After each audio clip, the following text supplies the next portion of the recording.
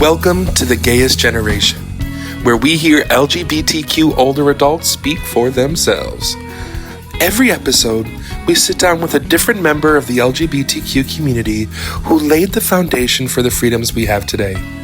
Their stories, more than ever, must be heard. In this episode, we take a little trip down to East Lansing, sorry Wolverines, and we speak with Paul Crunchy Grattarola, the former owner of the famous East Lansing watering hole, Crunchies. Paul shares about his globetrotting career in hospitality, surviving hurricanes, and battling cancer. This is the Gayest Generation.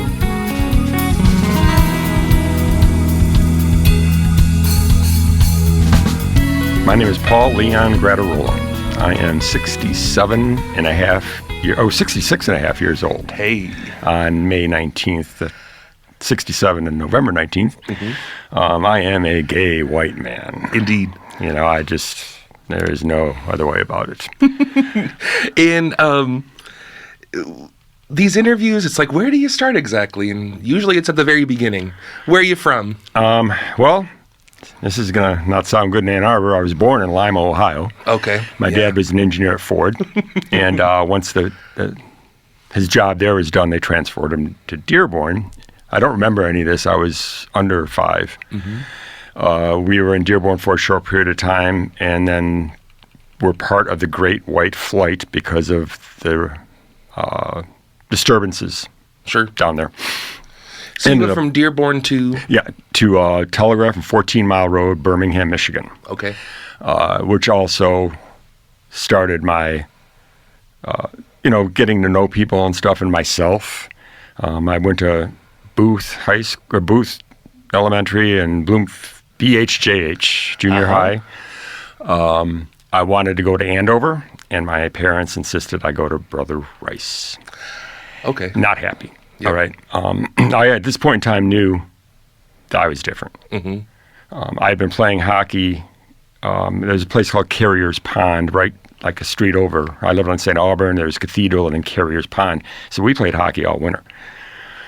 So I was pretty good. But I didn't have to worry about locker rooms or anything. I just go home. Yeah.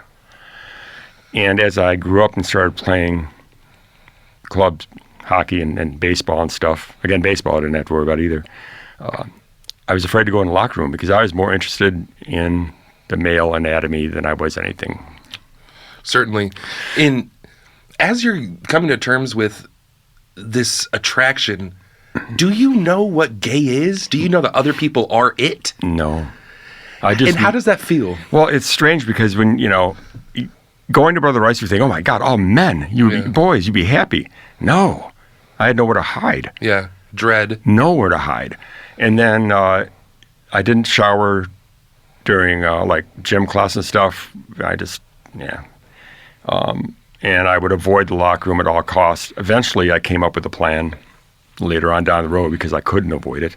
My parents used to drive me to hockey until I got a car, until I turned 16. And practices were like 5 and 6 in the morning.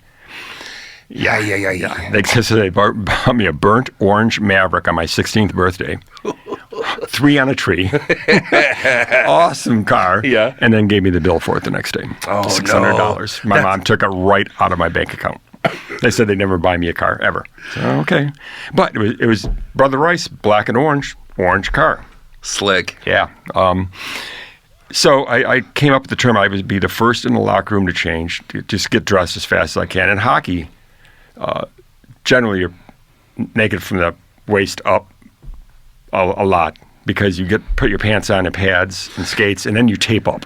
Okay. Tape the stick. Sometimes your ankles, whatever. Make sure to tape your pads. Make sure they stay, because if your knee pad shifts the wrong way and a puck hits it or a stick or something, it hurts. Mm-hmm.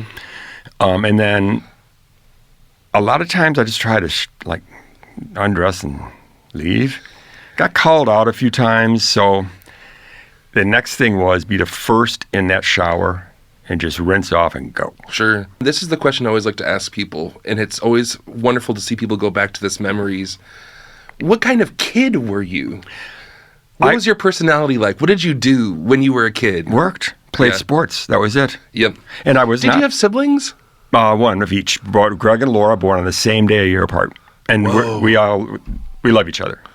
That's Great some family. astrological stuff right there. Yeah, that's like that. I felt bad for him. Yeah. I felt bad for my mom. Jesus. Oh, yeah. Nobody wants to share a birthday. That, and you drop a baby, and a year later you're dropping another one. It's like, yeah. And then, that's like having your birthday on Christmas. It's like, or anywhere. Yeah. Thanksgiving. We'd celebrate my birthday and say Thanksgiving a lot. Sure. 19th.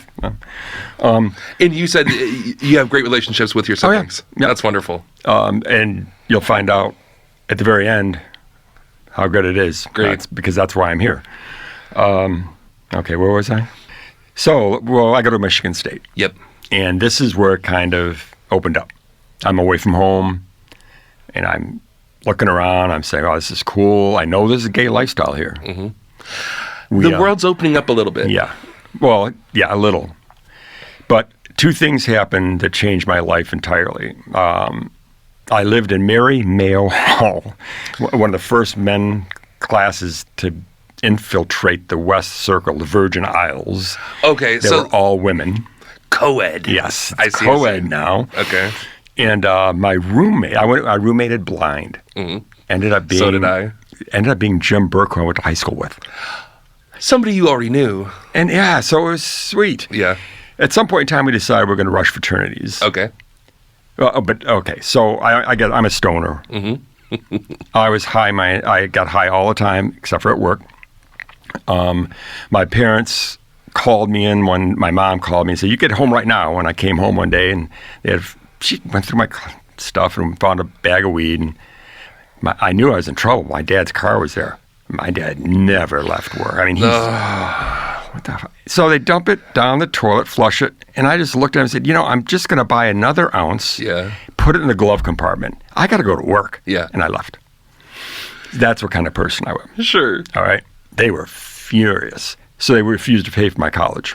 Over weed. Mm-hmm. They said, you're not going to, no. Because back then, weed led to... heroin. Yeah, well, it was weed was heroin. Yeah, it was destructive. Yeah. And I can tell you right now, you don't see people getting barroom brawls over on smoking weed. Certainly do not. It's a mellow buzz. I like it. Yeah. I get high now, and basically because I do. Yes. And you're a grown-ass person. Yeah. Damn it. Well, it's like you smoke too much weed, you're going to fall asleep and make a sandwich. If you drink too much, you're going to call your ex. Oh, you do stupid things. Beat somebody up and not have a terrible day. You do stupid things.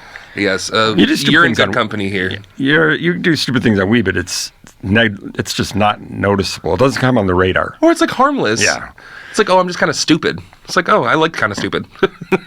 Anyways. So I would take all the Captain Crunch out of the breakfast line cereal and bring it up to the room because I love Captain Crunch. All right. No other reason. Sure. And I knew, they go, doesn't it ruin the roof of your mouth? And I go, no, I put it in a bowl in milk and put it in the fridge. It softens it and then I'm fine.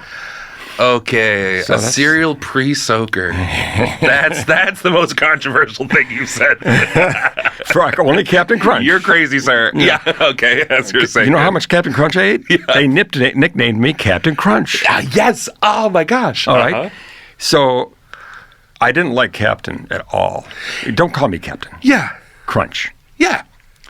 So we decided, a bunch of us, to rush fraternities. Amazing nickname, Crunch. Yeah.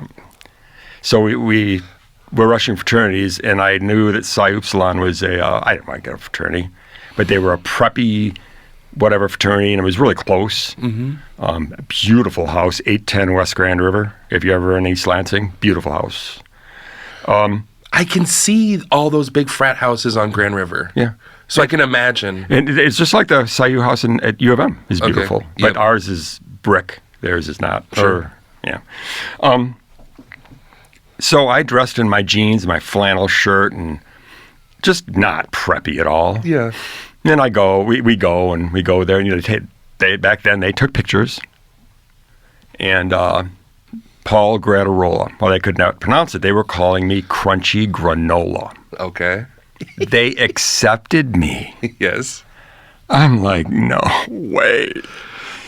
Because you didn't...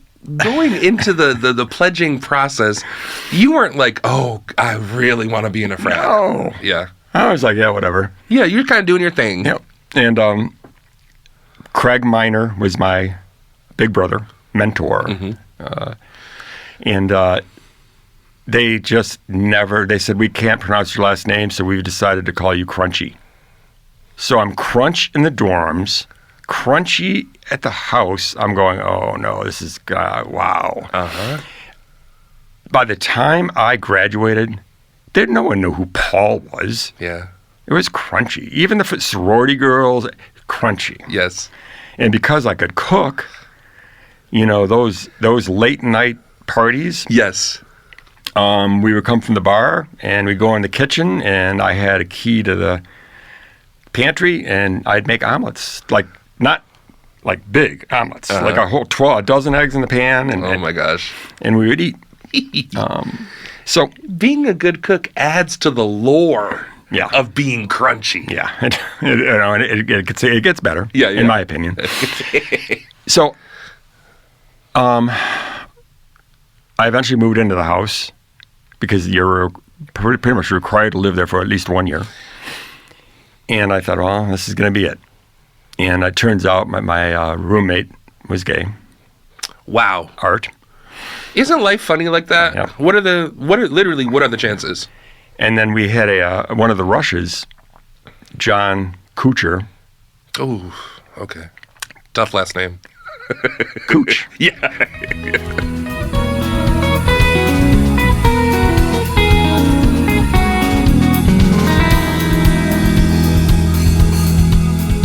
I had an opportunity to work in Detroit for Sky Chefs, who provided food for Northwest Orient, who is now Delta. Okay, I see. So, commissary. So when you fly and you see those big things they push down there, I'd be like in management to make sure the products were ordered for it, that stuff. Instead, I took a job in Hayward, California. Well, oh my gosh. San Mateo, California, actually, which is in the Bay, right? San Francisco. Yep. Mateo is south of San Francisco. Hayward is across the Bay, south of Oakland, north of San Jose. And that's where I live. So I'm going into the gay mecca. It's already a gay mecca. When you make this decision to move to this place for this job, is that play into your decision? No. And this is where it's sad. Yeah. My dad and I drove cross country to get there. It was a great trip. Yes. Fabulous trip. Yeah. We had a riot. 39 hours. The only stop we made was in Utah to shower. Y'all are crazy. It was great. Well, we had one. It was fun. Yeah. At the end of my relationship with John, I played around a little bit, and I met another young man who was graduating, Paul. And this is another one I don't know his last name, and I need to talk to him because what I'm going to tell you now is the worst thing I've ever done in my life. No. Oh, yeah. So Paul follows me out to I get set up in Hayward, and Paul follows me out, and I go into a closet. Absolute closet. My boss, God, I can't, what was his name? It's okay. Big, nice guy. Lions Restaurant. Lion and King or Lions Restaurants where I worked. I don't think they're there anymore. If they are, they're very few. Great company. They treated me well. They paid me pretty well. If I call, I think I made like 20 or something. But I went into the closet because I just didn't want to be out. And it wasn't long after. Paul was having a great time and whatever, and I just looked at him and said, you have to go home. Wow. It hurts me to this day. I don't. There's a lot of things I regret that. Yep. A few months later, my dad calls me and says, and I kind of knew this was going to happen. Gino and he had worked out an agreement for us to purchase Gino's Roma. Gino's being the restaurant that you worked at in East Lansing. Yes. Okay. When I didn't realize it during my graduation party, and I don't remember all the details. They might have talked about it. So I came back to East Lansing in May of '82. And because I had to come back to get interviewed by the state police, the local police. You're getting a liquor license. I see. So you got to make sure you're not a criminal. Before we move on, can I ask you what it was like being in the Bay Area during that time? But you're in the closet. Yeah, no idea. All I did was work. Yes. All my friends are straight. Yep. I fell in love with Candlestick Park, the 49ers. Mm-hmm. Oh, that was the year 49ers went to Pontiac Silverdome for their first Super Bowl. Wow. And I'm there, and I'm like, my friends are going, I'm going. I go, Pontiac's a dump. Yeah. I mean, dump. Yeah. But again, it's the Super Bowl. Yeah. And I just, yeah. I understand. Okay. So I never, no.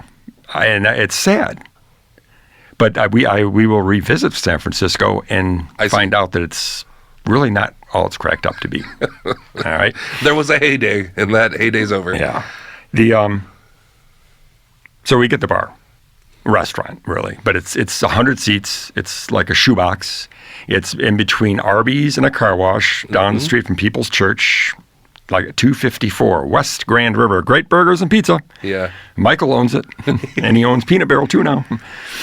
So your role in this new restaurant, or not a new restaurant, your role in taking over Gino's is owner. Yeah. My parents, what happened was my dad kept putting money in an account, or I think that equates to what I paid for college. Yep. So the down payment was there. So he had a plan. Yeah. Awesome. I don't want to talk about the other side of that, but yes, he did. Okay. So we get it, and my mom's not thrilled about it, but she wanted to call it Vincenzo's, and everyone's like, and I'm like going, no. It's going to be called Crunchies.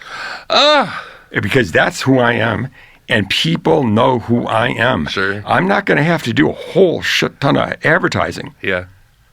Once that sign goes up and I tell my fraternity brothers, Yeah. because I knew them all still. Oh my gosh. You know, that was Coors Banquet beer was big then, right? You couldn't get it in Michigan. When I drove home, my uncle, Paul Grattarola, born November 17th. Oh, yeah. He and Aunt Janet lived in Boulder. Okay. Boulder? No. Golden, where Coors was. Okay, wow. So I had, I was hauling what I had back in a U-Haul, and I had room for some beer. And I bought, 10, 15 cases of Coors. Okay. And first stop was a fraternity. Yeah. And I just unloaded it. Yeah. And yeah. And I said, I'm going to open up a bar. So Pandemonium. Yes. You're promoting your bar, though, too. You're like, by the way. Yeah. So October 18th, 1982, the doors opened as Crunchies. Okay, and can I just say, if you've been to East Lansing, if you're familiar with East Lansing, spent any sort of time there, you know what Crunchies is. Yeah. For people who might not be from Michigan who are listening, or from different areas, like Crunchies is an institution. Yeah, you know what? It is now. Yeah, it absolutely is. I'm very proud of it. Very proud of it. I can tell you I've spent some time in Crunchies myself, for better and for worse. Did you have any buckets? I once or twice. Yeah, I might have, messed, did a little karaoke, express myself. Good. Michael's a great guy.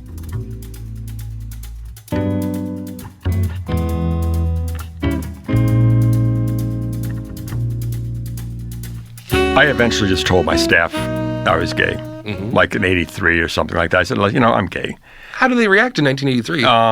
Well, they all knew me. So then now let's go with some stories. I knew I was going to get laid as a closing bartender when a guy would be sitting at the bar.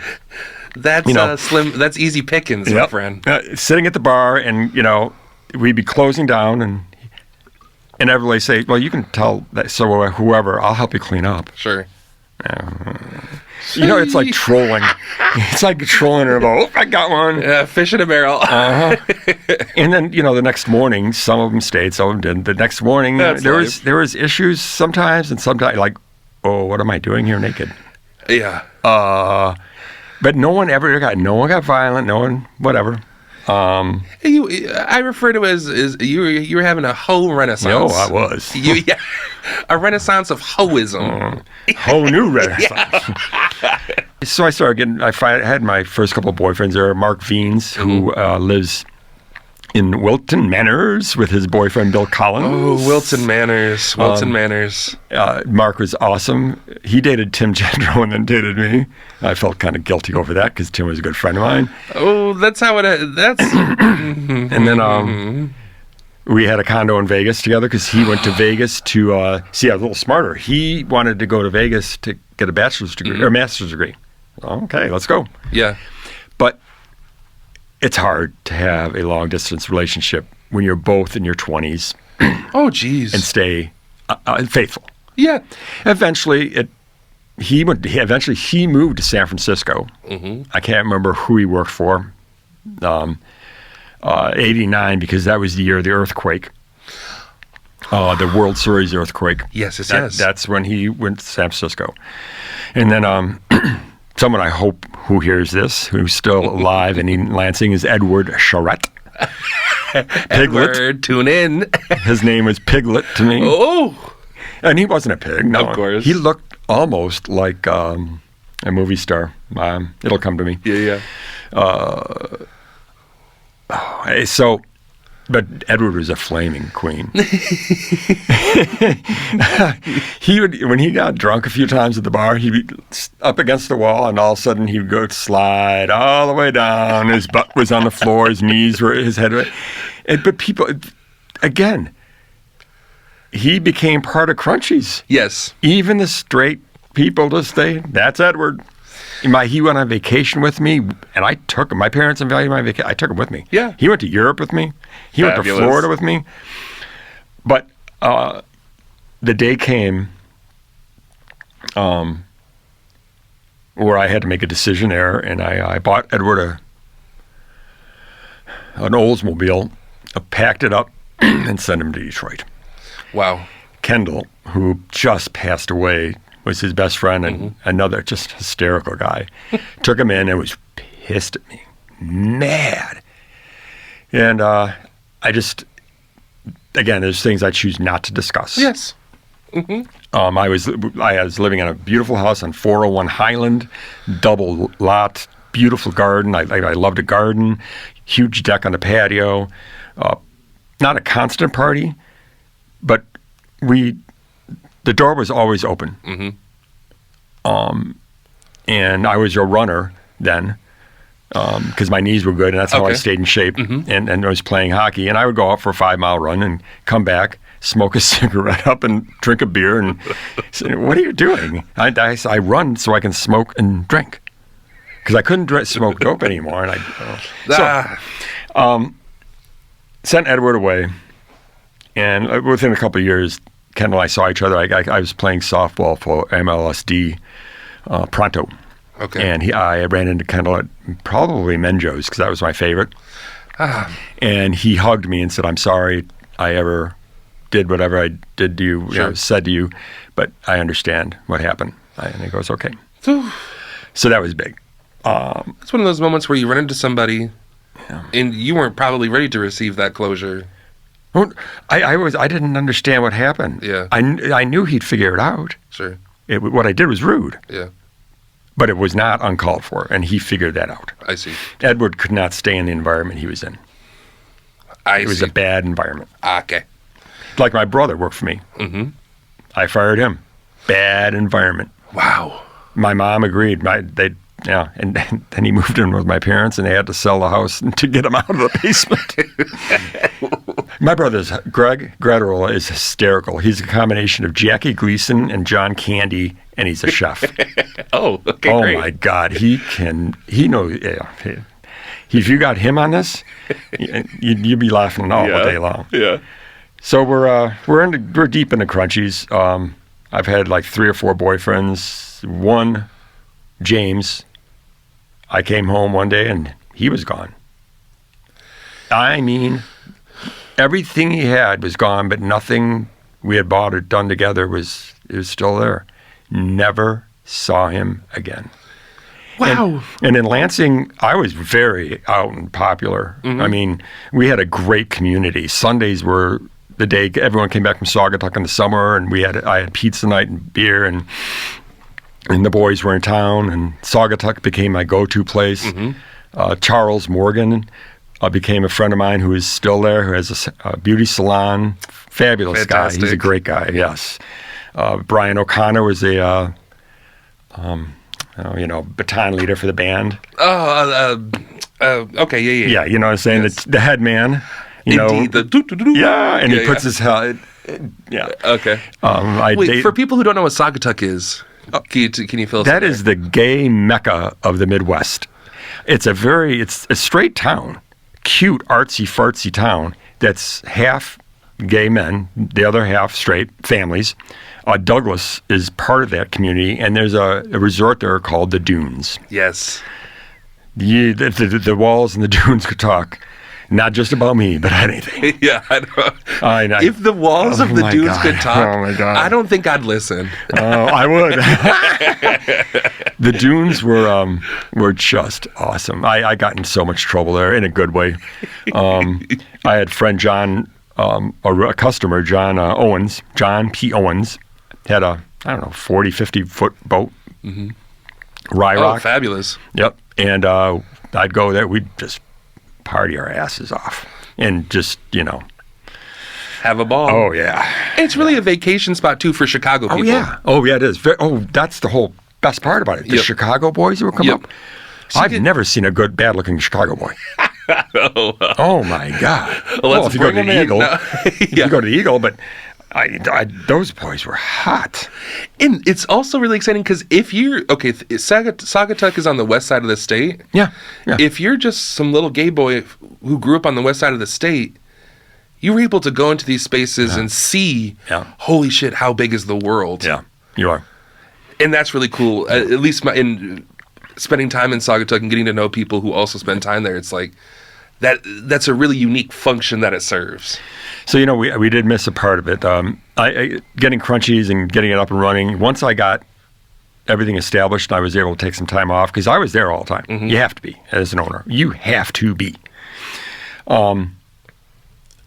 I knew that there was Tramps. Once I got into Tramps, the gay bar, and started going there and became a regular. Oh, shit. It was over. Yeah.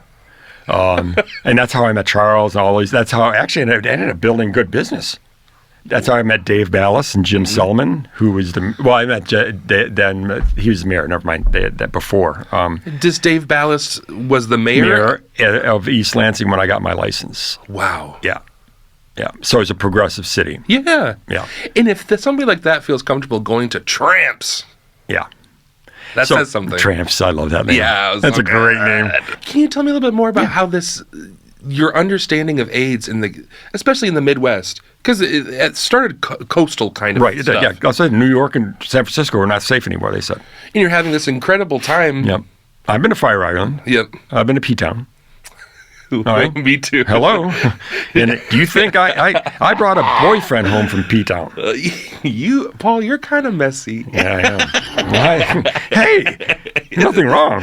I am. No judgment, and I did not have sex till I was 18. I didn't have sex with a man until I was almost 20. I had some work to do. And you were at the buffet. It's time to eat. Oh, I was. Yeah. I pulled the chair up to the buffet. I didn't load the plate up. I just pulled the chair up and rolled it right down the buffet. Yeah. But what is it like as that kind of ghost or that this thing becomes more real in the Midwest? And how does that change how people perceive gay people? We started losing people. Yep.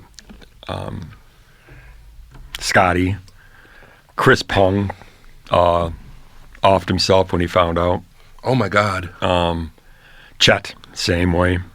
A lot of the boys in Lansing when they were. It was a death sentence then. Yes. It was a death sentence. Yes. And it wasn't something that you don't turn on the news and they're like, this is AIDS and this is what's going on with AIDS research. If anyone wants to know what happened, the boys in the band, the movie and the book. Okay. The book. I read the book, obviously, and we will not get any more political than this. I hate Ronald Reagan. Yeah. Absolutely hate the mother. But it's good reading, and every LGBT plus person should read that book. Yeah. History. It's history, and it's a very important part of our chronologic part, it took way too long to get where we're at today. Yep. And same with cancer. I should not have had to go through what I've had to go through. They should have it much more streamlined than they do. I honestly think, again, Big Pharma. Yeah. Can't cut that money off. No. So AIDS was perceived. We started worrying about Chicago, Mm-hmm. But then I don't know. We just until it started hitting at home, we ignored it. Yes. And then it started hitting home. Mm-hmm. So sold Crunchies. And put this in the timeline. This is 1994. So you had been running Crunchies for 12 years. Yeah, okay. And I've been working there for the 3 prior. So 15 years of Crunchies, basically, because that's what I consider it. And 15 good years. 15. Awesome years. So and the money's flowing in good. Yeah, and it's a lot of fun. Yep. And I'm living high on the hog. Yes. And having a great time. Sold it. And I hung around for a while, but I couldn't get a job anywhere. Yeah. No one wanted to hire me because even though they liked me, they didn't want a former owner coming in and telling them how to run the business. Sure. And I understood that. I didn't want to do that. Well, Jeff Gooch, who... Gooch, my Lord. I have them all, don't I? I got the bases covered. Where's Michael Taint? I don't have tainted love. I've got a lot of tainted love. No. He was a friend of mine, and he also cleaned the restaurant at night. I was able to pay someone to clean the restaurant now. Mm-hmm. And he knew the owner of LGBTQ, Art. Another East Lansing institution. Far longer than mine. Sure. And Art said only if he'll cook. Mm-hmm. A big mistake. Because I cooked and I prep cooked and I did a good job and I learned recipes. Mm-hmm. And then, which I've shared. Yeah. Cheese dip. Yeah. I got the secret Ellis Taco cheese dip recipe. So they opened a rooftop seating right about that time. Absolutely. And he decided to let me wait tables. Mm-hmm. Okay. Or bartend. Well, the night that I was on the roof became like Crunchies East. Mm-hmm. All my regulars. It was insane. Wow. And then inside, when I was inside, I would get the section was smaller. Outside, at least, it is so open that I didn't have to wait on everyone, but I could talk to everyone. Mm-hmm. And he was like, "Ooh, you wanted me to work more days?" I go, no. Just keep what you got. Yep. And at the same time, Dave and Viv asked me to work bartend Wednesday nights. And I did. And I paid myself $225 out of the till. Woo! That was it. And that was a lot of money back then. Yep. Usually split the tips with the kitchen staff. Yeah. But again, that was one of their busiest nights. People weren't happy when I sold. I will not lie. I made my own pizza dough. I made my own pizza sauce, chili, meat sauce. I did all that. The burgers I was getting from the butcher shop that actually, when I sold, they ended up closing down within a year because Dave and Viv didn't go that route. Yep. Because we're talking 3,000 burgers a week sometimes. Oh my gosh. More in season. And plus fries I get from him. Yep. And he would deliver on Sundays. I mean, if big football weekends, I didn't have a big cooler. Both him and the beer distributors would make sure I had what I needed to get through a football weekend. Because it was all Stroh's on tap, by the way. Football weekend. I loved it. Yeah. We sucked. That's part of you know what? But you know who one of the nicest people I met was Bo Schembuckler. Oh my God. He's such a nice guy. Crazy. He kicked our butt every year.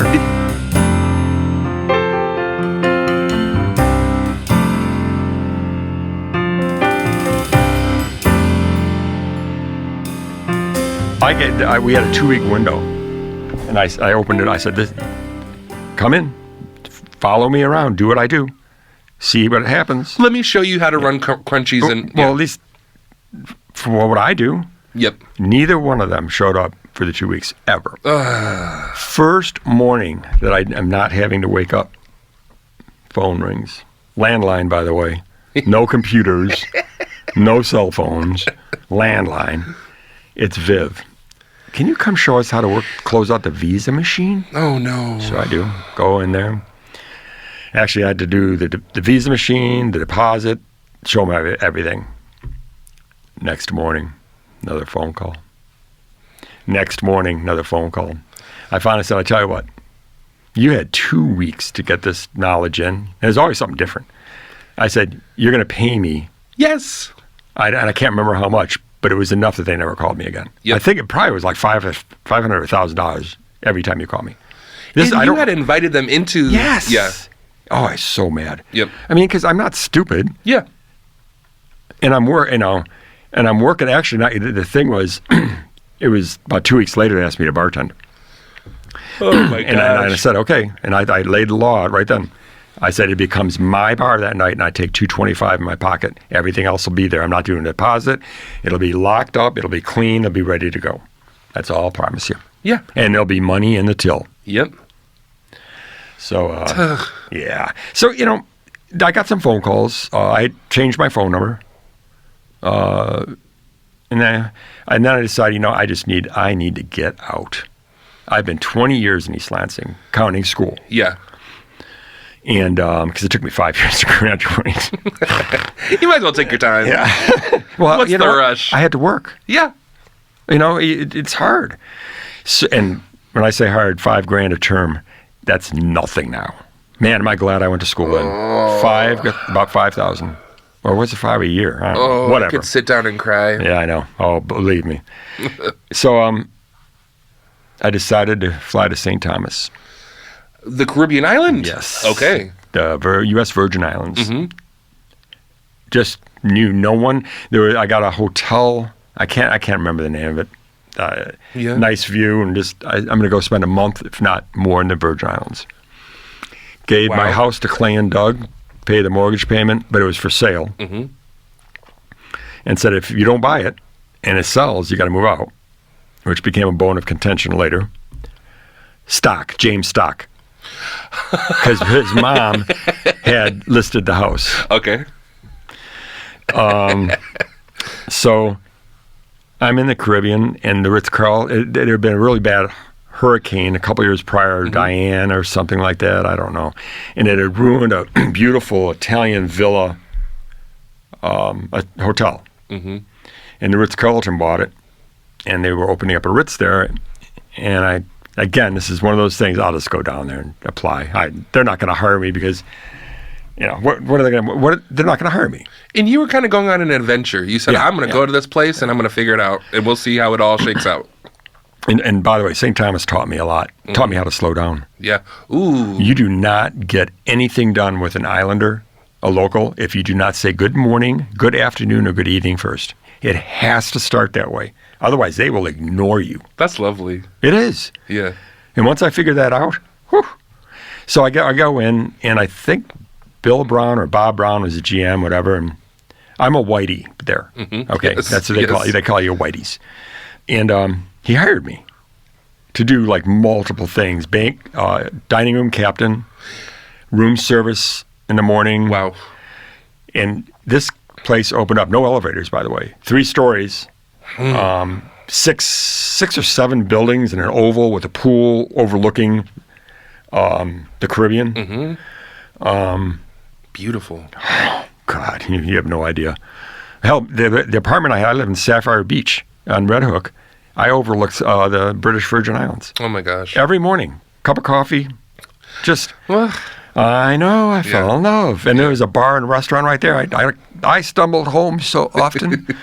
But you had the things you needed. I did, except for, guess what? The Caribbean, and it still is, pathetically straight. Yes. Do not tolerate anything gay at all. Nothing. Never had it. Nothing at all. Mm-hmm. So there was a whole year of my life, again, where I'm like, okay, here we are. But I didn't do it intentionally. Sure. Right. You were learning to slow down. Yeah, I did. So I got the job at the Ritz, and John called and said, you want to go on a cruise? A gay cruise. So this is John all the way back from... Cooch. This is Cooch. This is Cooch and Crunch. Yeah. The Cooch. Yes, Cooch. Cooch's boyfriend, Steve, and I got along well, but Steve died in Cooch's arms of AIDS. Oh my God. And I flew out for it, and I said, Johnny, guy, when I was serious, it was John. Yeah. You know, are you all right? Yep. And so when John called, let's go. So we went on a gay cruise. We had a great time. Yes. It was fun. It was, again, it was awkward in the sense that we were not having sex. Mm-hmm. That was over. And actually, I was happy about that. And I was also, I didn't know if John was safe or not. Sure. So because he worked for the Ritz. Oh, he worked for the Ritz-Carlton in San Francisco by now. He was at Laguna Beach. He went from Epcot to Laguna Beach, Nigel, Ritz-Carlton. Wow. And then from there to San Francisco, Ritz-Carlton. So you're both working in hotels at this time. Yeah. So and we're both at the Ritz. Yeah. So he goes, I can get you transferred to San Francisco. And I go, yeah, let's do it. Now, there was a pastry chef at the Ritz-Carlton. Can't remember his name. Gay. And there's a lot of strict policies at the Ritz-Carlton, mm-hmm. Right? You can't swear. Fuck that. Uh-huh.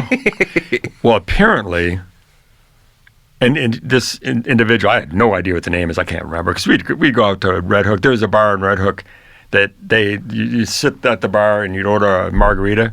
They put a bottle of tequila in front of you, yes. A bottle of triple sec, the sour mix, the limes, and you make yourself your drinks. Just pour. Danger. Oh, yeah. So that's where you would go. Mm-hmm. And I could stumble home from there. Indeed. But I turned him down. I rebuffed him.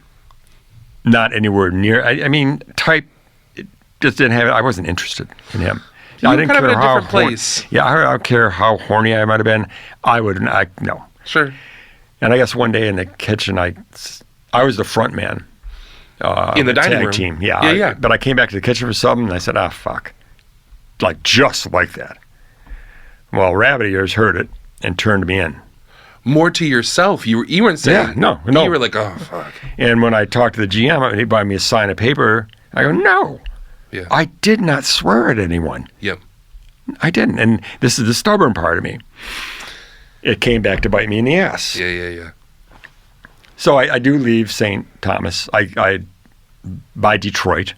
So I go spend some time in Detroit.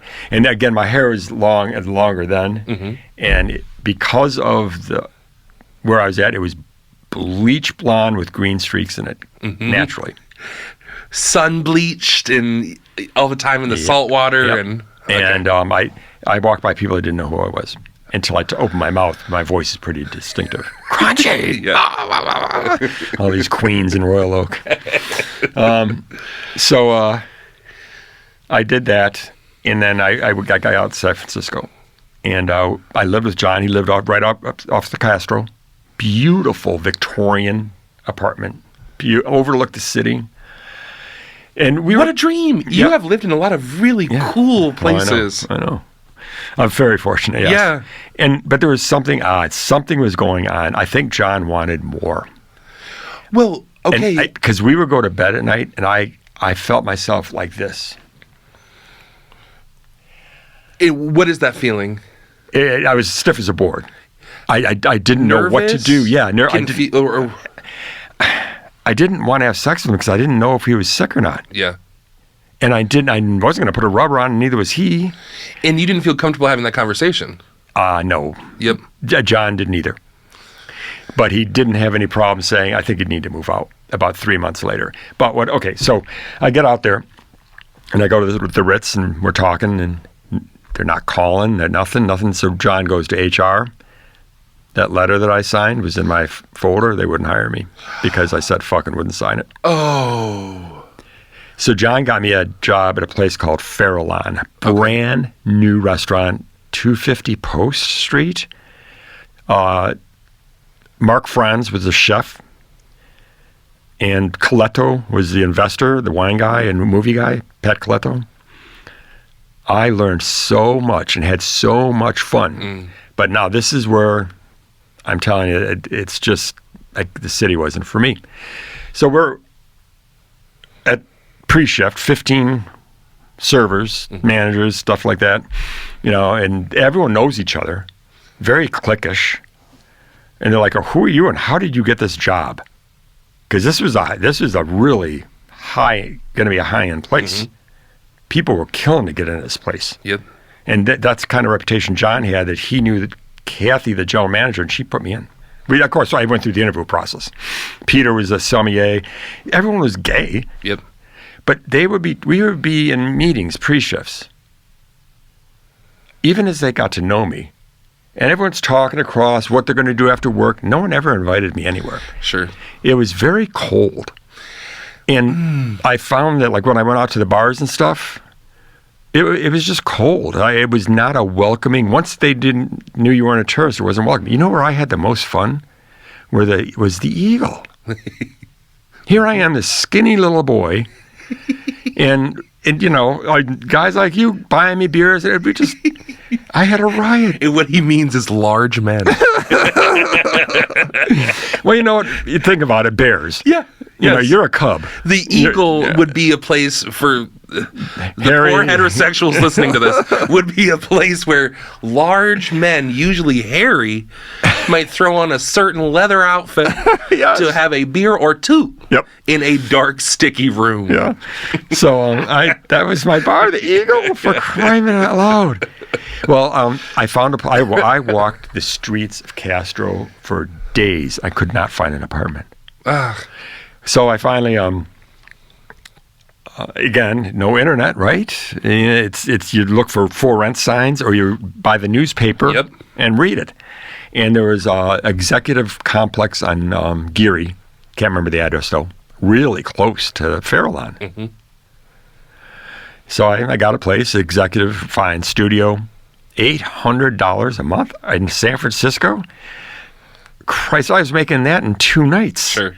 Well, 3. Yeah. So I took it. Mm-hmm. And John and I remained friends. We would have lunch or dinner together once a week. And it worked much better. Hey. Much better for both of us. And then my friend John Owens of The Boat in Saugatuck and Crunchy's Lore, called and said, "You want to go to the Notre Dame-Michigan State game?" I'm going, yeah. He goes, I knew his dad well. He played for Notre Dame a long time ago, Pops. And he goes, "Pops got extra tickets. You want to fly in?" And I said, yeah, because I didn't work weekends. I worked Sunday through Thursday. I had Friday, Saturday off. Yep. And they all, "How come you can't make any money?" Blah blah blah. And I go, "Sunday's industry day. Yeah, dude, I'm a good waiter."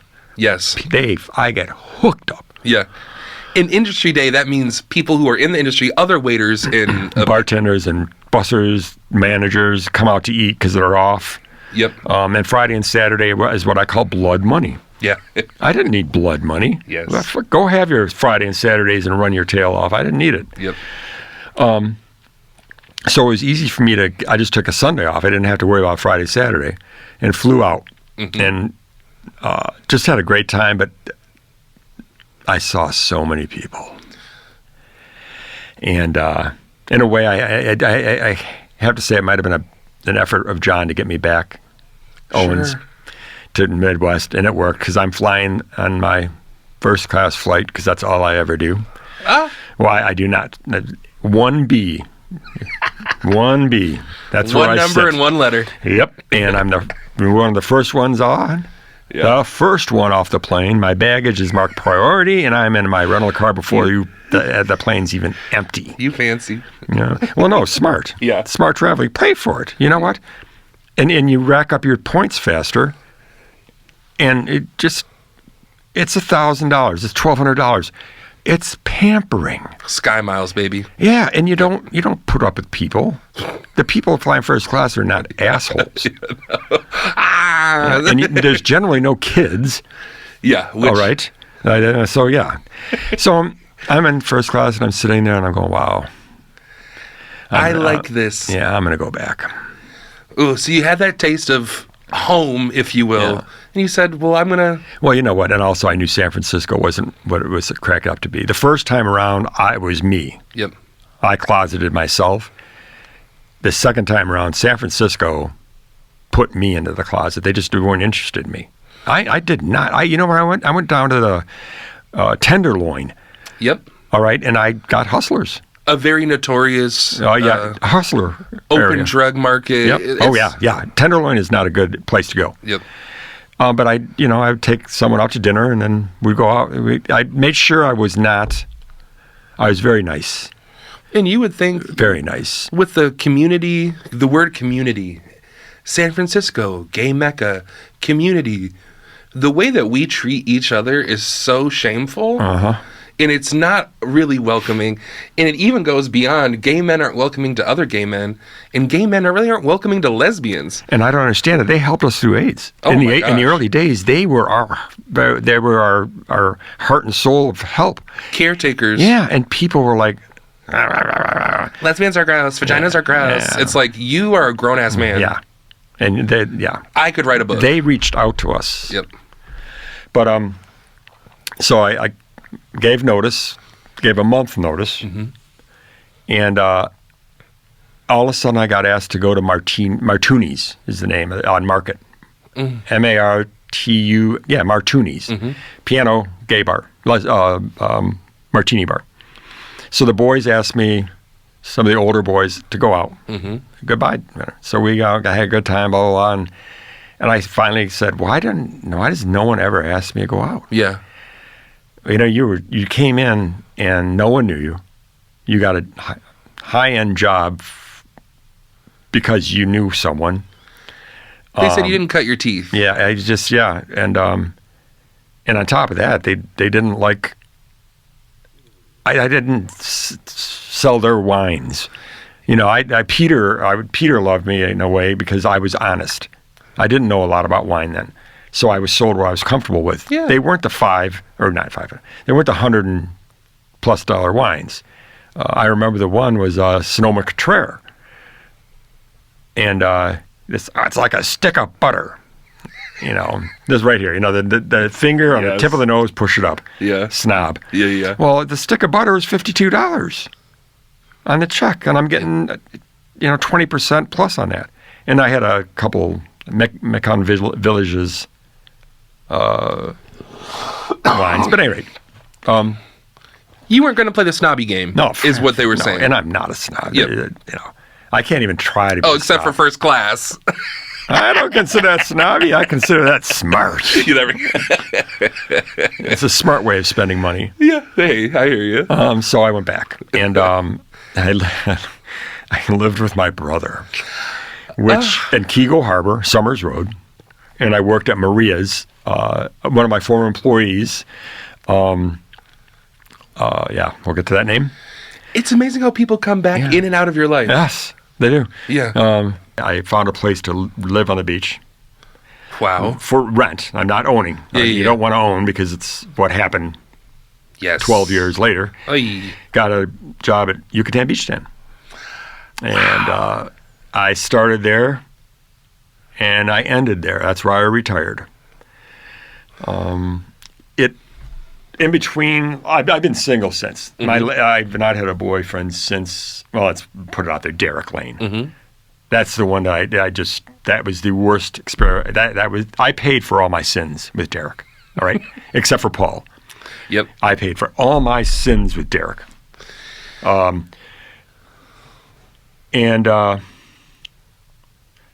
Moved on the beach. I didn't. I just was out. But it's a straight beach. Actually, yes. Florida, the gay scene in Southwest Florida is Naples, snobs. Yeah. Fort Myers, trailer park trash. All right? And there's no in between. None. And I will say, Wilton Manors is a gay mecca of sorts. Yeah. Not to overuse the term. But it's, if that's the gay mecca, I don't think I like gay meccas. It's boring. It's boring. I'm sorry. Mark, if you're listening to this, and Bill, I'm sorry. I love you. Yeah. And I loved Rosie's, but yeah. Yeah, my therapist who lives in Wilton Manors. I think you're cool, but anyways. So I just knew I was counting on tourists, spring break, and maybe getting lucky. Sure. Hit or miss here or there, whatever. But whenever I came up to Michigan, if I really wanted it, I could get what I wanted. And in this day and age, You press a couple buttons on a phone. Oh, I know. But, I just decided that no one has struck me as being, I stopped dating. And you've stopped dating and you're also retiring. Yeah. With such an illustrious career and with so many different experiences that really took you around the world, what did it feel like to retire? Well, first of all, thank you for the illustrious. The career, I think, was... I think I know what that word means. Yes, thank you. Yeah, That's awesome. Well, you were all over the... Anyways. I retired the way I wanted to. I retired with no debt. Hey. No assets. Mm-hmm. No boyfriend. Yep. On the beach. 4 houses from the Shamrock Bar, across Estero Boulevard to the beach access. There I was. Yeah. 136 Del Mar Avenue. Yeah. Fort Myers Beach, Florida. No longer there. Yep. So I put the 12 years because... in. Well, hurricane, but yes. this is where we're going to get there. Yep. I went through 6 hurricanes. So there's a protocol. Oh my gosh. But it's you don't do any, you see a hurricane coming. It's not like a tornado like last night. Yeah. Or an earthquake like in '89, or you watch it coming. Yes. And about 36 hours out is when you start planning. If you're in the cone, then the first thing I do is throw all the paperwork in the trunk that I need, and on top of that, clothes. That's the first phase. I've only left out of that 6. I only left the island once, and that was Irma. Mm-hmm. Which ended up being nothing. And that was in 2017. Mm-hmm. Yeah, that ended up being nothing. But so the point is, you throw everything in the trunk, and then I have. Who did I have in 17? Tank. I had a little Chihuahua rat terrier Tank. Cute little dog. Yeah. So all his stuff. Mm-hmm. And then, you just kind of said, you just kind of prayed, all right, I hope you're here. Yeah. And that was Irma. Yep. Otherwise, it was a party. And that's what we did for Irma. We just partied for 5 days. They say they turn the power off. Yeah. When it gets close. Mm-hmm.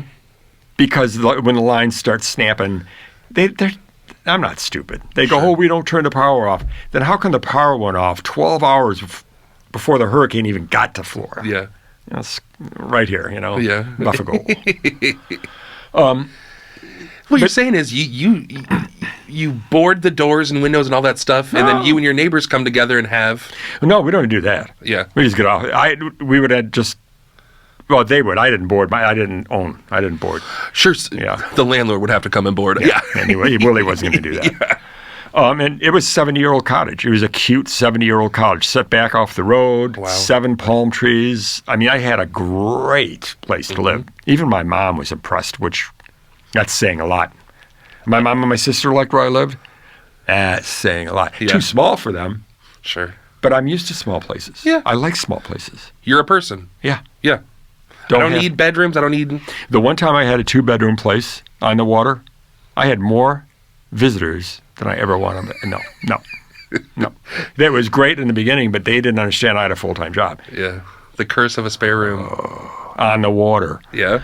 Yeah. So, it was a straight life in Fort Myers Beach, but what happened in a 2-year period? So I retired, right? And I'm on Social Security. Mm-hmm.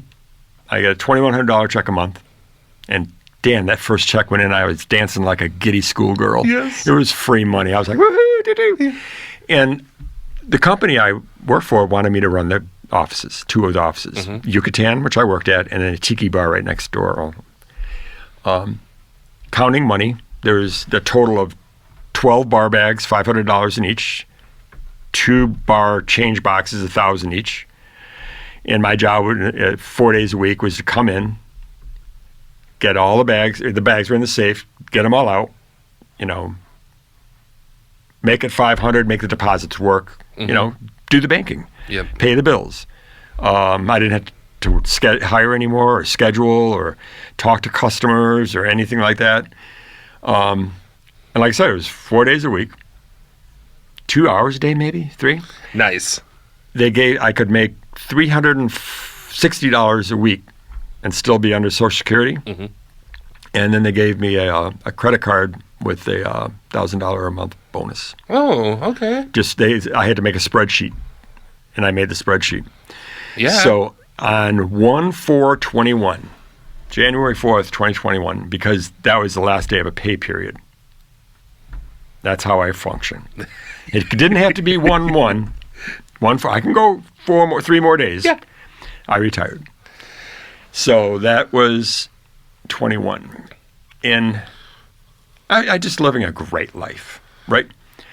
I was having problems, physical problems down below, urinating, stuff like that. No blood or anything, but just typical male problems when you're in your 60s. As one gets older, these things happen. And I was going to the PC regularly and getting blood drawn every 6 months because of my dad had I went through the same thing my dad went through. Wow. I mean, exactly, except for they got him early. Mm-hmm. My PCP, no name required, wasn't doing a PSA he missed PSAs. What's a PSA? It checks your prostate level. Yes, okay. I'm sorry. My prostate PSA should be under like 3 or 4. Anything above, I think my mom says 2.5, you need to go to urologist, blah, blah, blah. So think about that. 2.4 to 0, whatever.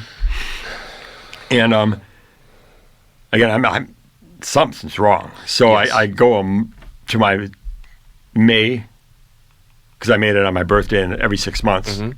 And I said, on this draw, I want you to do a full panel. I want everything, please. Yes, something's up. Drugs, which I know I'm not on, but I mean HIV, everything, sex. Yep.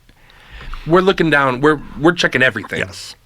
And I said PSA too, because I didn't know what was going on. Yeah. So he calls me in a week later. I get my blood drawn, and it's the medical practice down there is just horrible. I only know that now, but because I came up here and how good it is. But hey, so he calls me in the office and everything's good. He's happy. Okay. But they put me on Flomax, which is a drug that will help your urinary problems. It'll control it a little bit better, and it did. You know, there were times I had to piss so bad I had to stop the car on the side of the road and pee. Sure, I couldn't hold it, but this actually stopped that. And I did that driving with my mom once. That was exciting. Yeah. And then like 4 or 5 days later, like it's $35 every time I walk in the office, right? Of course, yeah. The receptionist calls, Dr. So-and-so wants to see you. I just saw him last week. I'm not coming in. Yeah. And I'm not paying $35 more. No. And he gets on the phone. I need to see you. Yep. I said, then I'm coming in 5 minutes. Yep. And the minute I saw him, I knew something was wrong. He was sweating.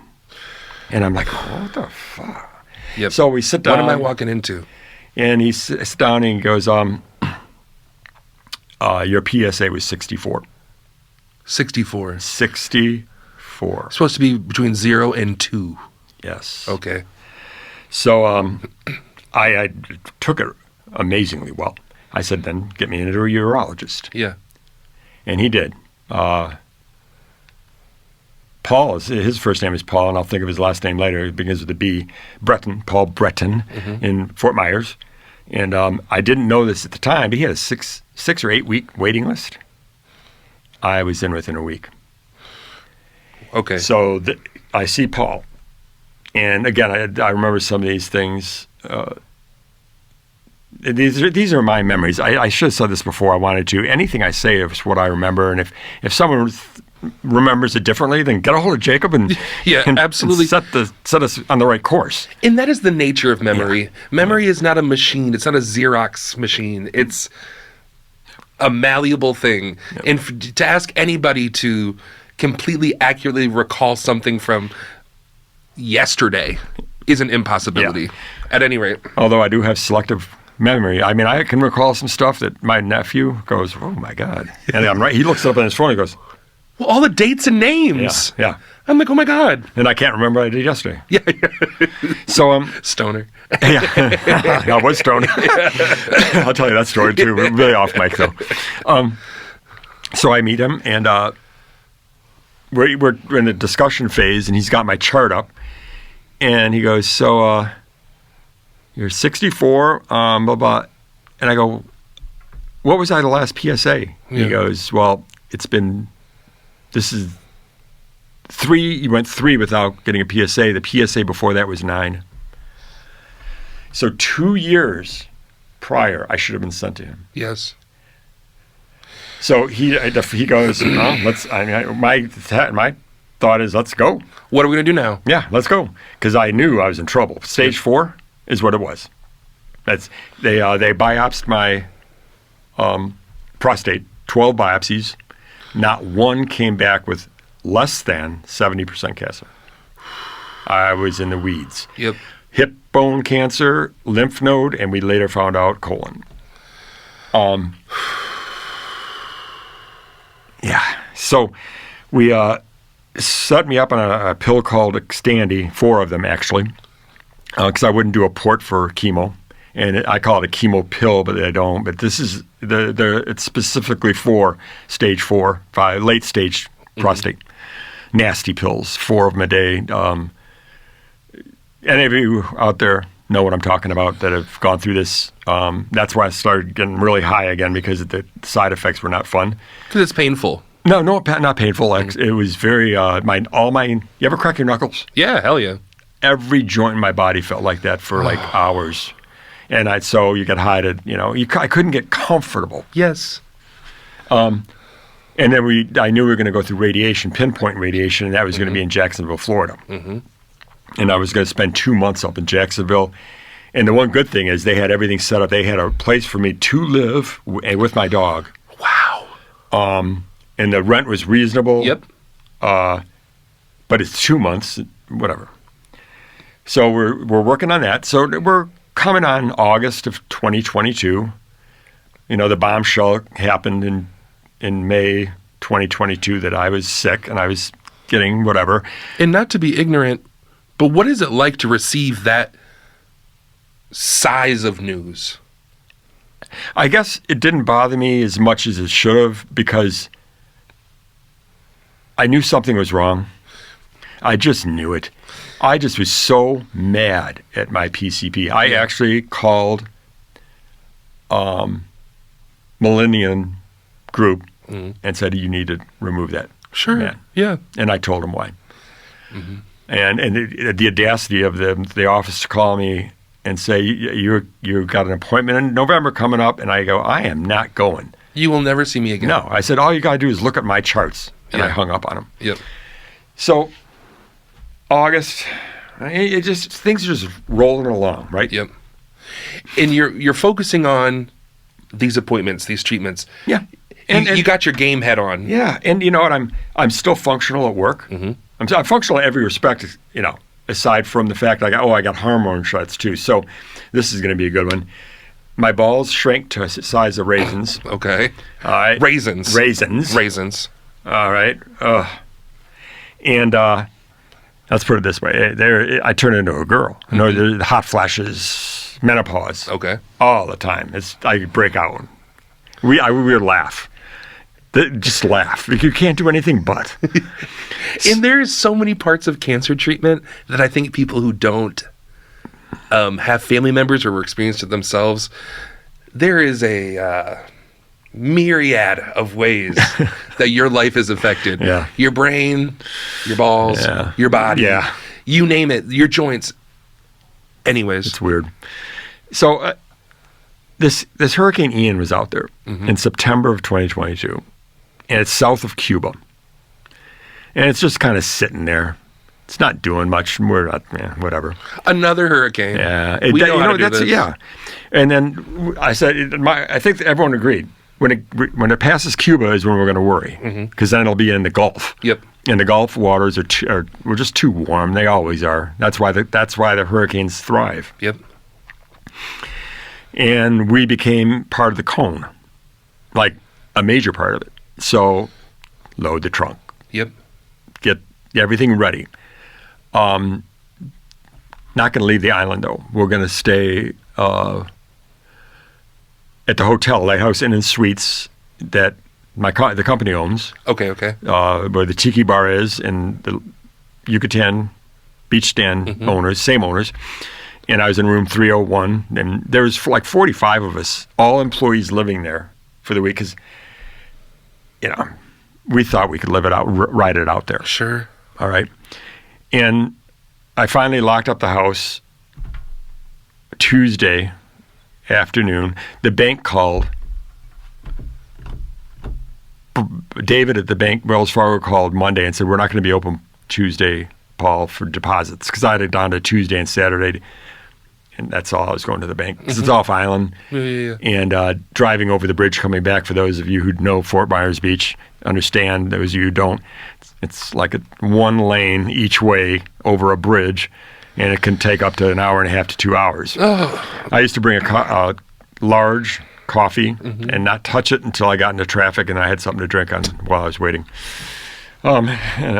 So, it became a party. This was going to be another party, just another party. I this time, though, I had been starting to empty out the whole refrigerator, because I figured out it doesn't matter if whatever you leave in there is you're going to throw out. And I knew that Russell had got a generator, and we had 3 or 4 refrigerators in a hall on a generator, so everyone threw their food in, and it's just communal. So no food got wasted. And I'm in my room. Of course, when there's a hurricane coming, every TV anywhere on the island is on Weather Channel. Yeah. And I don't know, just probably sitting in the bed. I don't know what I was doing, but they said, Ian is taking a turn to the left. And it's like, oh. So I go downstairs to the Tiki Bar, which is packed. Yeah. Packed. All the TVs, and everyone's looking at the same. Everyone's like this. Oh. Yeah.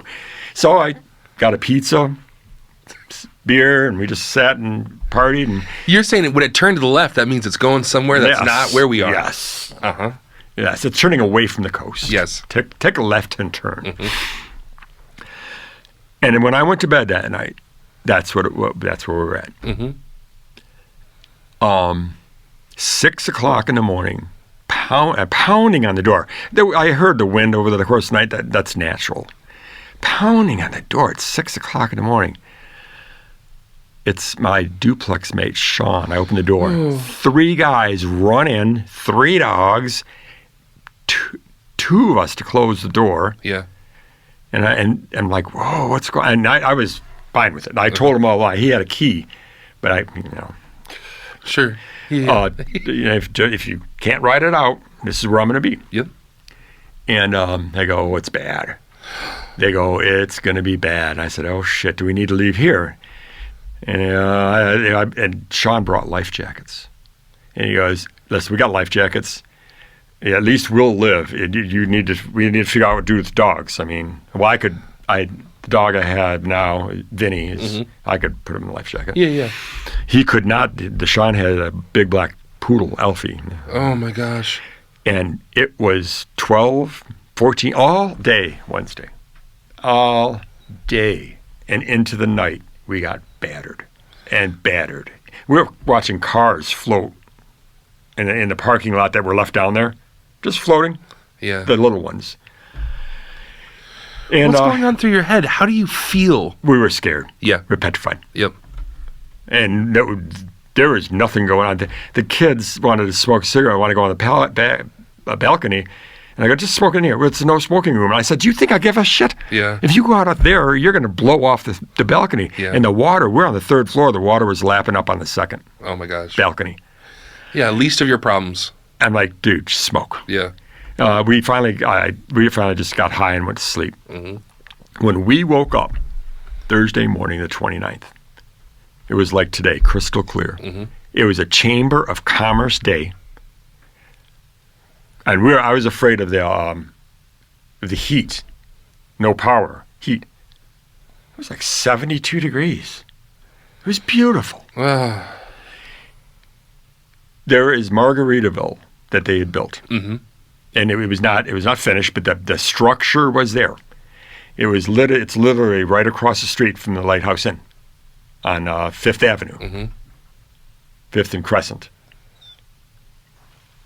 Saved our lives. The Lighthouse Inn would not be there today. That buffered the surge. Yeah. But it didn't. The water just went around it. Because when we woke up, it was a war zone.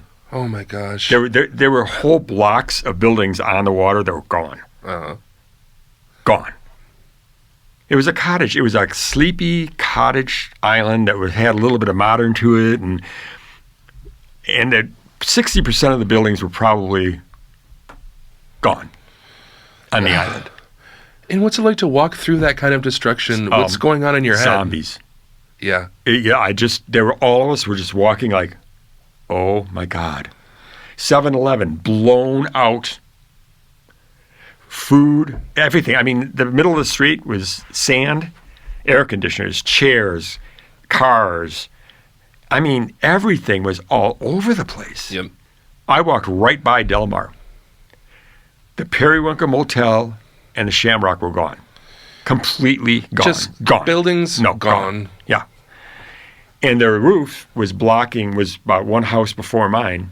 So I couldn't even walk down Del Mar. I had to go to either see Mango or Fairweather or Pearl and try to get in through backyards.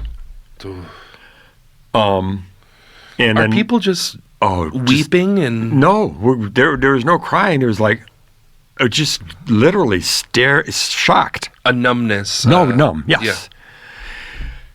Yeah. And I knew that the house was done. It was the porch was caved in on itself. It had moved at least 20 or 30 feet off the foundation into the back of the lot, and was kind of couldn't go into it. It wasn't safe. And I kind of looked at it, and there wasn't much in it anyways, that everything had blown out aside from the heavy stuff. Yep. And I walked back, and I had to start thinking what was going on. No cell phone service. I mean, no service at all. Nothing. We were in the blind. And walking back, I started paying attention to what I was looking at. So you walk by the Shamrock, right? So we walked literally where the Shamrock was. There was a beer cooler sitting there full of beer. Warm, but sitting there full of beer. And you're just sitting there going, oh my God. So walked back, and then I decided to go to Yucatan. The building was there, but our liquor trailer, gone. I mean, this is what would normally be a trailer that you would live in that is converted into a storage facility for food and dry storage and liquor. So it's heavy. There's a lot of liquor in there, a lot of food, a lot of cans, right? Yep. Gone. The whole thing gone. And the parking lot behind us was where all the liquor was. I mean, there's bottles of liquor sticking out of sand. Beer, sand. I mean, all of our retail stuff was spewed on the old San Carlos Boulevard. Our tables and chairs were wherever. The beer cooler, we had 27 beers on tap, right? The beer cooler was moved and collapsed. And it was full. They were full of kegs. Yeah, to think that wind can do something like that. Water. Yeah, and water, yes. The wind pushed the water. Yep. The restaurant itself structurally looked great. Again, everything was blown out. All the windows were blown out. Everything it didn't matter. It was blown out. But the structure was good. So that was a bonus. And this is how I'm thinking, right? Yeah. You're assessing. Yeah. I'm thinking 6 months they'd be open. But what do you do next? Well, this is where it becomes problematic. Yeah. I start thinking, man, I'm sick. Yep. And if this is this bad here, I don't know. Yeah. So I stayed till Friday. Well, again, no phone service, and I said I'm going to leave. And my brother lived on the other side of I-75 off Daniels Parkway and near JetBlue Stadium. For those of you who know, Southwest Florida, it's called Fenway South. And there were no traffic lights, right? No power. And I just had my phone in my hand waiting for the bars to go up. Yeah. No one knew I was even alive. Sure. And I'm driving. Oh, I didn't even consider that. Yeah. No. I'm not the only one. Yeah. So I'm driving, and there's boats. There's a marina on the left, and there's boats on the right that are lifted off and out of the marina on the side of the road. Oh my God! If you Google Bonita Bills, there is a boat, a yacht, still there that got impaled on, poles, and they autograph and they sign it. They call it the bachelor pad. It's still there. Oh my gosh. They're going to remove it, but it's like $25,000 to take the boat away. And so I'm driving, and amazing how polite people were. Everyone's coming to 4 stops. And it was just like symmetry, left to right, all the way around. And I finally got bars somewhere, pulled over, called my brother, and I wasn't 10 minutes from his house. I said, I'm going to be there in 10 minutes. And he was just happy to hear my voice. Yes. I said, call everyone, let them know I'm alive. I'll be there in 10 minutes. And I'm staying there. Uh-huh. Now, see, this is problematic in the sense that my dog is not dog friendly. And I've just had him. I just rescued him. Yes. He's a rescue. He's very... We're only 2 years into our relationship, and we've had to learn how to deal with each other because he was a feral dog. They got him out of the Florida Everglades, Key Biscayne area. And he had the family jewels and no chips, so he never had feral, wild. And Greg has a poodle and a boxer. Love them both, but oh my God. Yeah. And Greg's wife, Nicole, and Leo. Thankfully, Greg has a large house, huge bedroom for myself and Vinny, the dog. Yeah. And I just moved everything in. And there's a lot of emotion there. Yes. A lot of emotion. Oh my God. And talking to my sister and Mark, and I got a hold of Mark at this point in time also because Mark Veens. He knew about my health problems. He's my boyfriend that lives with Bill Collins in Wilton Manors. Yes. And he's in the medical profession now, I guess. I didn't know that. And he was the first one to say, Paul, go to U of M. Yes. And then I ran it by Laura and Mom, and they were like, yeah, where are you going to live? And I go, I don't know. It's something you guys figure out. I'm going to drive home. Yep. And it's going to take me 4 days. I'm going to drive a tank, stop, tank, stop. I'm not driving straight through. No. Yeah. First of all, I was happy my car was running. I had no left-hand mirror. Okay, so look at this. I had no left-hand mirror, no left-hand light. The whole left-hand side of my car is bashed from the hurricane, things hitting it. So driving was a challenge with no left-hand mirror. Heck yeah. Anyone that thinks it's not, take that left-hand mirror off. It's hard. Oh my God. So it's an important feature. Yeah. It's not what I call it. It's not it's blinkers are the standard, it's not a choice. It's there for a reason. So I spent 2 days with my brother and Nicole. She was so cool. She'd bring the dogs upstairs so I could bring Vinny downstairs. Yeah. And it was just great. And so we came up. I was going to go to drive to Detroit. And I was going to live with my nephew, Michael, in downtown Detroit. Michael being your sister's son. Yes. Yeah, Malcolm and yeah. And who you're living with right now. Yeah, still, yeah. We get along. It's hysterical. But that's incredible. That's the sitcom. Yeah. So my car breaks down after a gas tank after getting gas in Gainesville. It breaks down in Macon, Georgia. So I have to get a U-Haul.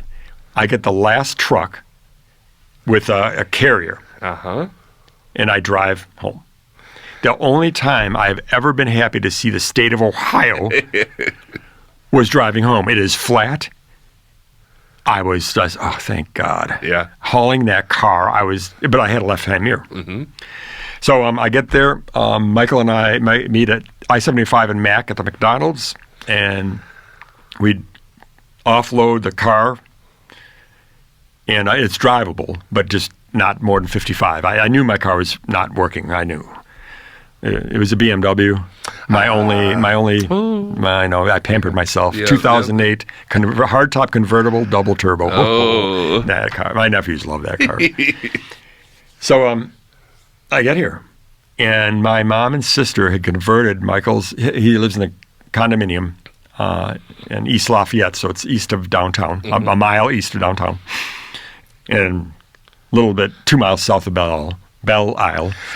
And they had converted his basement into a man cave. Nice. Bed, everything. Yeah. And a lot of places to walk the dog. I could walk to CVS. I could walk to Chase. Just a nice little community. You'd think Detroit, oh my God. Sure. Myers, 1 mile away. 1 mile away. Plenty of everything that I need. Hell yeah. So I'm going to be okay. Yeah. Michael is very laid back. Actually, we are so much alike. Michael is your nephew. My nephew. Yep. 32. He turns 32 today. Or yesterday. By the way. Yeah, I had him. Happy birthday. Yep. I don't know. Michael will probably never listen to this. And we just started living life to the best ability. And I had my sister to take me to what I needed to do. And radiation. So that's how I'm here. Here. Went to U of M, did a fabulous job. I spent a month in getting irradiated here. I stay at the Red Roof Inn, Holiday Inn, plus on Plymouth, great place. I'm there for this week. Yep. Or 2 days. And I just got to the point where that became home. I have a gardening area. I've got a garden. I'm taking over Monica's front because she doesn't garden. Moose, this guy who bought a place, wants me to do stuff. So I've found my little niche, and I found a PCP that I had 20 years ago, Paul Benson, the Wellness Center. Okay. And Mark Bornstein is my PCP because Paul, it oversees it all. But Dr. Paul Benson, if you are listening out there, thank you for being there. Oh. So. I said, yeah, I can do this. Yeah, I think I do want to move to Ferndale Royal Oak again, and the Shepherd House is where I'd like to go, but I can't get anyone. No, there's no communication with them at all. The Shepherd House being? It's going to be a LGBT community on 9 Mile Road. Yes. The 75 side of Woodward. The first one in the state. I believe so, because they have them in Illinois. They might have one in Lansing. Okay. But apparently, I can't get. There's just no communication. So that's on hold for right now. Today, hopefully, I will get released of my pills. Wow. And my last hormone shot. I know that. Wow. Yeah, last hormone shot today. How does it feel to be at that place in your treatment? I'm excited. Yes. I can't wait. I beat it. What a road. I beat it. Now, you know what? Incredible. But I also know that things come back. Of course. So I'm ready for the inevitable. But for today? Yeah, for today. Oh, yeah. The colon was a surprise, though. November and December I had 4 procedures in 9 weeks. I was like when I talked to you, I was a mess. Sure. I am far better off right now mentally than I have been in a long time. It's great to hear you say that. Yeah, I mean, I feel good. Stamina is not there. Sure. I'm a skeleton of what I used to be. Yep. But that's part of it. Yep. I'm alive. Yeah. Hell yeah. And I can do what I want to do for the most part now. We'd like to thank Paul for being on the show. And if you or somebody that you know would like to be a guest on The Gayest Generation, email me at thegayestgeneration@aadl.org.